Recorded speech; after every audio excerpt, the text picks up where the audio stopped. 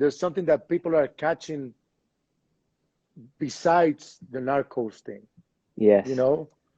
And it was definitely El Maestro Botero. So that's like was my first connection with art. And I'm Yeah. grateful that he's from my city, from my hometown, Yes. Medellin. And I think he's a living legend in art, if I'm not mistaken. I think he's one I of the. mean, a hundred I mean, you percent. tell me. You know more than He's art than I do. It's interesting because I was thinking about different artists from Colombia in different, fields, and he's probably the most well-known Colombian artist, And I think that his work has gone in and out of favor, and this is true for every artist, right? And I think there's certainly when I went to school in the period that I was in, it wasn't like fashionable to like Botero. And I grew up in Miami, so Botero was also everywhere, right? Yeah, yeah, yeah. And honestly, I always liked it. I thought that the aesthetic that he brought was very unique. And you tend to see like there are artists that it's not popular to like.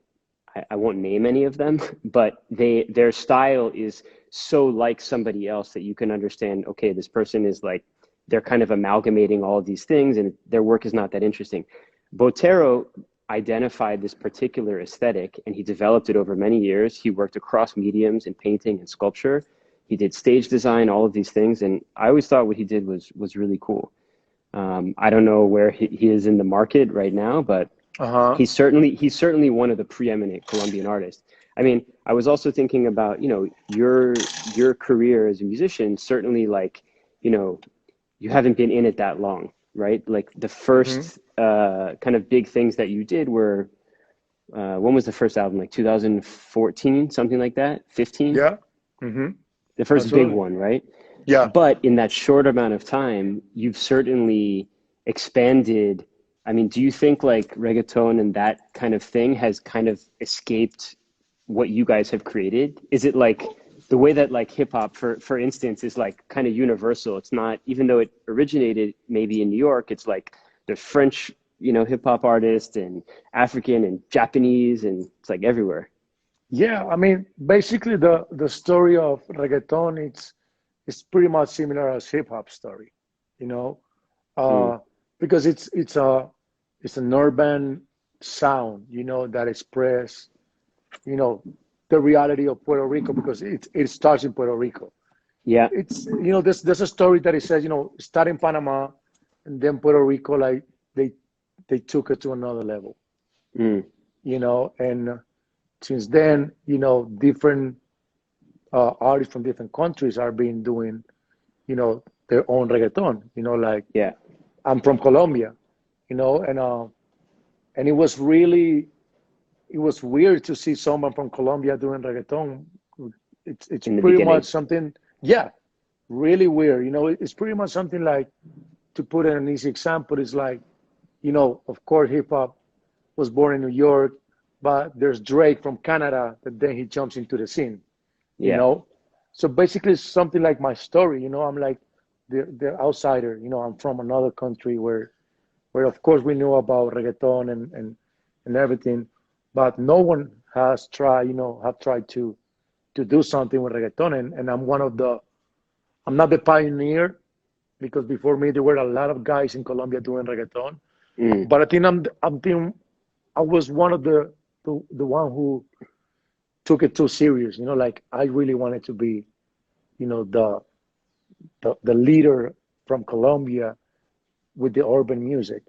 Yeah. Well, you brought And it to this like international kind of status. And I think the other thing that you've done, which allowed it to infiltrate many different types of people who wouldn't have otherwise come to that music, is the collaborations that you've done in fashion and in art. It brings these things, it's like a melange, like mixing all of these things together, you know? yeah, because I want to be more than just music. I want to make part of culture. Mm, When it comes to culture, it's like how to connect with people in different ways, that if they don't understand what I'm singing or what I'm rapping because they don't understand Spanish for any reason, uh it shouldn't matter. exactly, Yeah. like it's be like, I like the melody, or I like the way, the way he spread himself, or I like the way his style, or I love that he understands the sneaker culture, or Mm-hmm. like too many ways that we can create this movement to connect with the whole world. And that's always been one of my main, my main projects and dreams is like something like what Pharrell did. Oh, like he's one of my biggest inspiration. He's a producer and artist. I'm not a producer. I'm an artist when it comes to rap, reggaeton, and however you want to call. But then I want to get into fashion and wanting to get into the art world, and how to connect with different cultures to get to Yeah. know my brand too. J Balvin. Like even if you don't know my songs, you might like my collaboration, or you might like the. It's too many ways you can connect with people Sure. nowadays.